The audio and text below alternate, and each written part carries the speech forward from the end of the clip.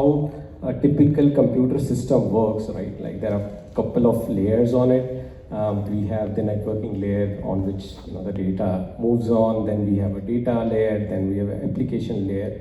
These are all the tech stack, right? And those who are engineer here, they probably know that it's very easy to do the tech stack.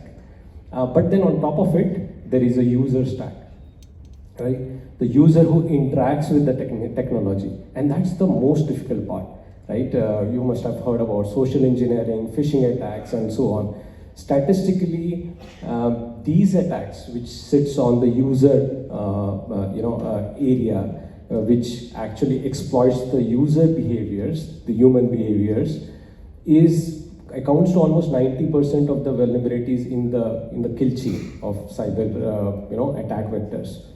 Now, why GenAI is different? This was already existing. We have seen phishing attacks, social engineering for quite some time, right? I mean, since the time the Orkut days. I don't know if anyone knows from that era to the Facebook era and so on. But if you extrapolate this to what is GenAI right now, the GenAI is like social engineering plus plus. Now you have a system which is fully automated, which takes on trillions of parameters, which works at a mind-boggling speed, and which can predict.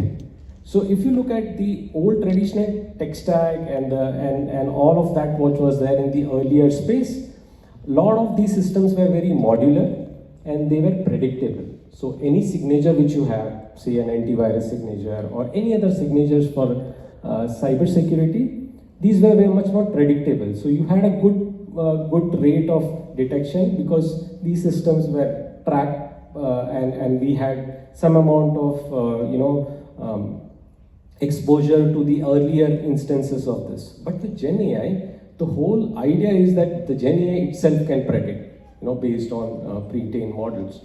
Now this whole modularity and prediction goes for 6. So we have this kind of a problem, and that's why GenAI attack vectors are very unique.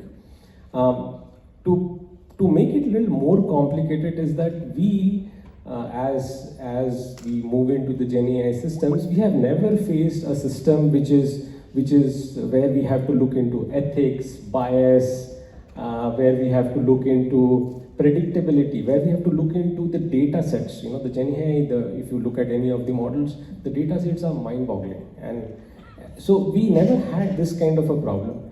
And that's why GenAI security, or say an AI security, is much more complicated and which needs to be looked in from a different perspective altogether. The second part of the question is, how do you solve this? Well, the good news or the bad news is there's things are not different, right? I mean, you still have to build on top of already existing, right? You don't have to, reinvent a wheel. You just have to use the existing controls, build on top of it, which are very unique to GenAI. So if you look at the traditional way of people, process technology, that holds good too right now. But the technology stack has changed because the GenAI stack is very different. It runs on models, so you need to protect the models and so on. The governance, the process part is very tricky here. We do, as part of my research and my main job, we find this to be the most difficult part to track with.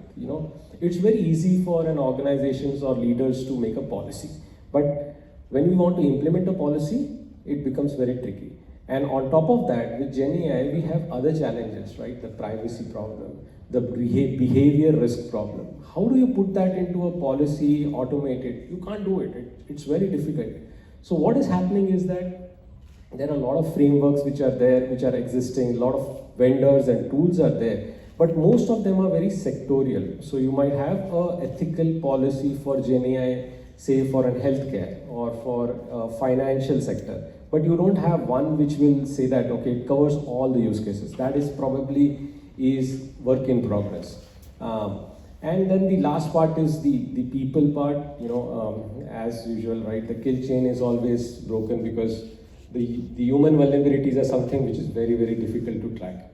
So I think if we look into all these segments, right, the people, process, technology, from a different work stream of Gen AI, we should be able to kind of mitigate the whole behavior of what we are seeing in the Gen AI security space.